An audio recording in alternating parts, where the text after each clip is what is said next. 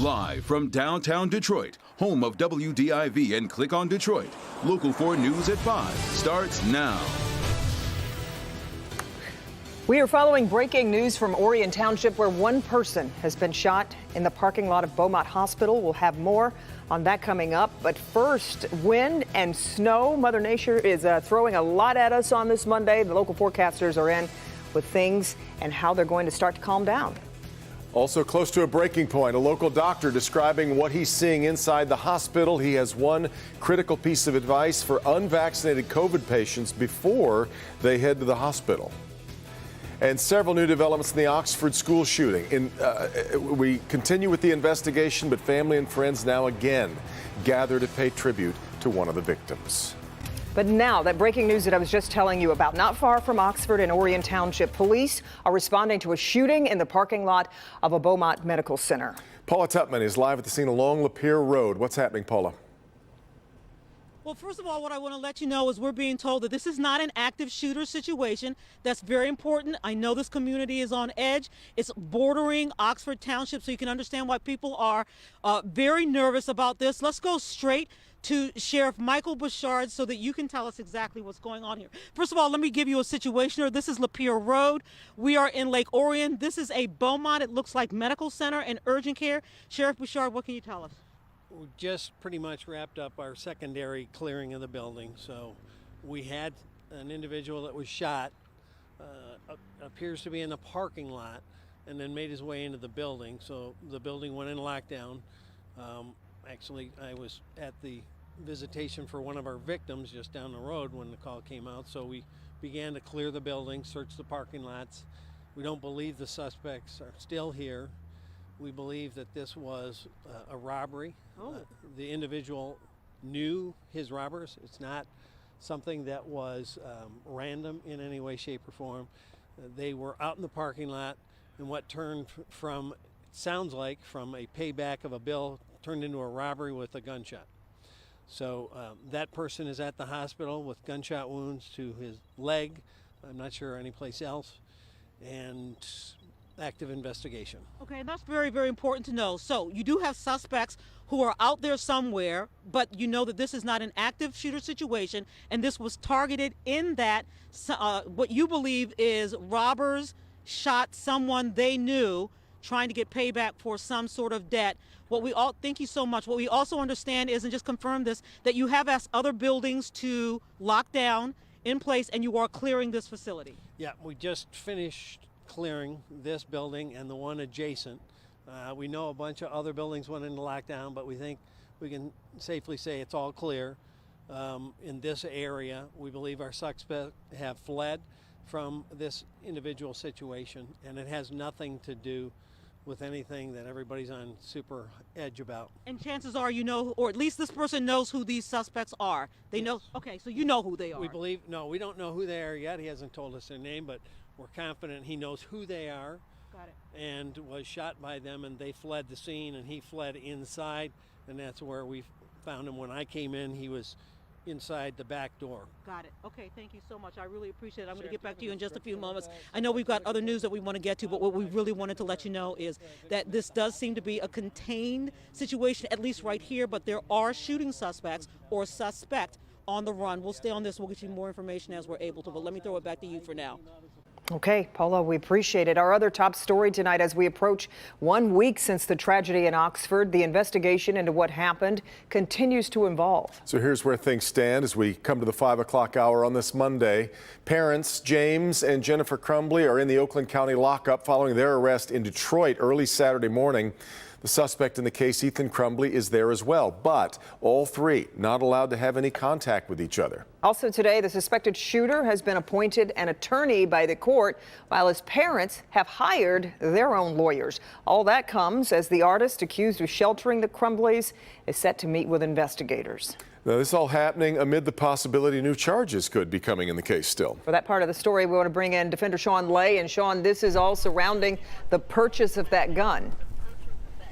Correct. We're talking about potential additional charges to the parents of Ethan Crumbley here. We're talking about federal charges here, federal gun crimes. What's under the microscope right now, the potential illegal transfer of that handgun that was used in the shooting. It is a federal crime to purchase a handgun in your name only to give that handgun to someone else. It's called a straw purchase. The Local 4 defenders asking law enforcement expert Steve Doland about straw purchases. Steve, what is a straw purchase? Straw purchase is when I go and buy a handgun and I claim it's for me, but it's not. It's either for someone who's a felon, someone who can't get a weapon on their own, or for a minor. The defenders have confirmed federal prosecutors are now looking at the parents of accused Oxford school shooter Ethan Crumbley for allegedly violating federal laws when the handgun in the Oxford shooting was purchased. Investigators confirmed Father James Crumbley bought the handgun in his name. Crumbley's mother, Jennifer, confirmed the potential illegal transfer of that firearm to 15-year-old Ethan in an Instagram post saying the gun was for her son. The weapon was bought for him. He had easy access to it. It was not safely secured. He essentially considered it his gun. In this particular case, the father claims he bought the handgun for himself, and yet he's made public comments, is my understanding, saying, I got it for my son. Well, the son's not 21, and it's a handgun. Even if you were to purchase a rifle, the person you're giving it to has to be at least 18. Back here live, Ethan Crumbley is 15 years old. Another federal crime I'm told is being looked at here is bringing a handgun within 1,000 feet of a school. Devin, Kimberly, back to you. Sean, I want to know about other potential charges against the man who may have helped the Crumbleys. What do we know about that? Yeah, we're talking right. More charges here in this particular case. And you're talking about the man, the artist in the warehouse where the Crumbleys were found early Saturday morning. There is a connection there between the parents and the artist. At 6 o'clock, we're going to hear from our Local 4 legal analyst Neil Rockheim about the potential charges here, but also the artist, as you mentioned, Kimberly, is now meeting with sheriff's investigators at this hour. We'll hear what he has to say after that at 6 o'clock. Okay, we'll talk to you then, Sean. Thank you. And while the investigation into the tragedy continues, friends and family gathered today for the visitation for Tate Myre. Kensington Church was awfully busy all day as people were coming to pay their respects to a life cut too short in Tuesday's shooting. Rod Maloney in Oxford tonight. Rod, we keep seeing this. The outpouring of support has been massive. Well, it is. And in fact, if you look behind me here, this is the memorial outside of the high school here. We're seeing people here with steady traffic all day. It's the larger memorial. But as for the visitation, which was just a few miles down the street, we talked to a lot of people who either knew the family, worked with the family, didn't know the family, but wanted to make sure they felt support. There are so few words that can truly help, and perhaps mere presence says it all. Grieving well-wishers came from far and wide to pay their respects. Tate's first period school project partner, Brandon Campo, told us of Tate's kind-hearted compassion. He was always the first kid to volunteer to go work with the cognitively impaired students with me. And I remember there was one kid in there that he would always be having a bad day in the morning, and we'd go in there, and the only person who would make him smile was Tate. But more impressive, his maturity. Me being 18 and Tate being 16, I still looked up to him for his work ethic, not just on the football field, because I play baseball, but I mean, in the classroom, he was such a good student, was in honors classes, just all around a good guy. Vanessa Mecklett of Waterford doesn't know the Myres at all, but lost her brother to gun violence years ago. When it's gun violence and innocent lives, it's always personal. And unfortunately, this is something I too understand and just wanted to help in any way I can. So I just came to be supportive. Family friend Elsa Jacobson of Lake Orion summed up the reason for being there. That we're here for you. We love you. We love Tate, and he'll never be forgotten. Tate's visitation goes on until 8 p.m. tonight. His funeral scheduled for tomorrow at Kensington at 10 a.m. Reporting live in Oxford, Rod Maloney. That's going to be heartbreaking, too. All right, Rod. Funeral arrangements have also been set for Justin Schilling, and the funeral home has asked us to pass along this information. In light of COVID concerns, we've been asked to live stream Justin's funeral. It is set for 7 p.m. Thursday night, and we'll have a link to it right on the homepage at clickondetroit.com.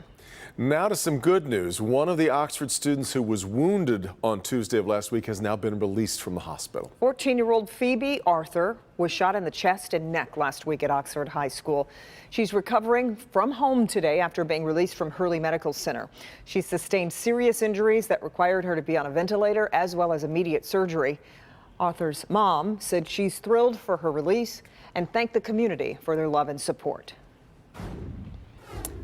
Well, maybe we ought to turn back to Sean Lay for this next our first look. The snow was really coming down on him a few minutes ago. The snow was coming down really fast in parts of town this afternoon. This video from Birmingham taken this afternoon. The winds have picked up. Temperatures are dropping. It's been kind of wild today. It really has. I looked out the window one moment, it was fine. The next moment, it looked like it was just very quickly, Andrew. And that's the nature of snow squalls, and we're just getting used to them on this day. And you notice in Rod's shot and also in Paula's shot, no snow at all. But all that can change in a heartbeat. But in all of those locations, it was still windy. And we still have a wind advisory up until 7 o'clock this evening. Wind gusts right now anywhere from 29 to 35 miles per hour that can still do some damage.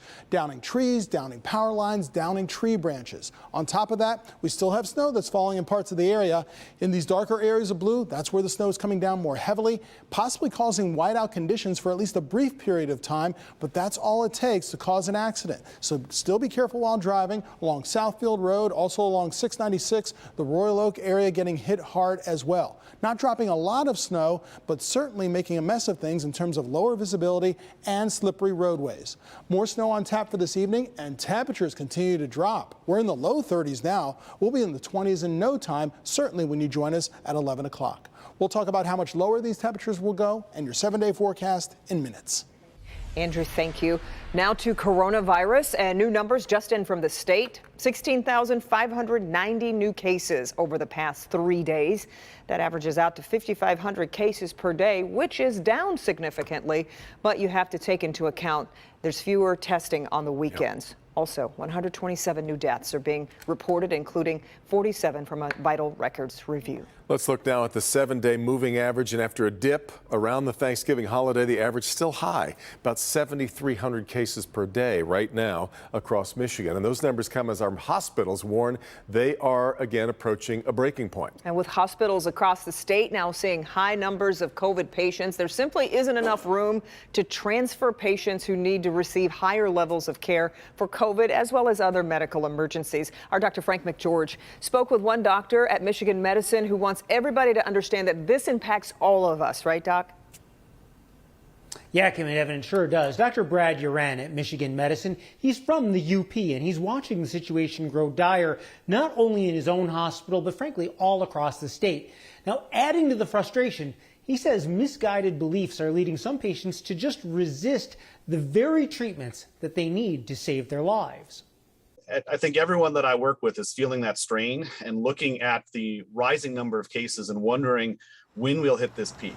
But the cases keep coming, and so does dangerous misinformation. We're seeing a significant number of patients that are unvaccinated, that are coming in and quite critically ill, that are often arguing or pushing back against the treatments that we recommend. That includes medications like remdesivir. Uren says people need to talk to their doctors in advance about their concerns. When you're critically ill and being admitted to the hospital, there's not a lot of time to talk about this. If you're going to make the choice to go unvaccinated and risk a higher severity of illness, you need to be prepared for some of those conversations. Uren says based on what he's seeing in the ER, he has no doubts the vaccine is working. Occasionally we admit some vaccinated people or we see them in the hospital, but those people have significant comorbidities in most cases. And overall, those people, they feel well enough to go home. We're admitting primarily unvaccinated people. And that's taking a toll. This challenge is affecting all of us. It doesn't matter if you're staying at home, if you think you're safe from COVID or you don't think COVID is going to affect you. You're still at risk of heart attacks, strokes, car accidents, and this can still affect you. It can still affect your family members because the healthcare system is reaching a point where we have very little ability to expand our capacity any longer. Yeah, and Dr. Uren says if you trust your doctor to take care of you for everything else, you should trust their advice when it comes to the vaccines. Here's the bottom line. Our hospitals cannot operate at this level for long, or worse, see cases surge even more. Back to you. Okay, Dr. McGeorge, thank you. And we have much more to come here on a Monday. Here's Nick Monticelli. It is that time of year again. The Toys for Tots campaign is in full swing, but there's a little bit of an issue this year. We're behind, and we need good folks to come on down and donate some new unwrapped toys. We'll tell you why the need is greater and why there's fewer toys coming in. All right, Nick, also, New York City's mayor issues a vaccine mandate many say is a step too far. Who has to have their shots by the end of the year, and why a testing opt-out is off the table this time around. But first, brand new information after a 4-year-old girl is shot while she was just lying on a couch. We'll have that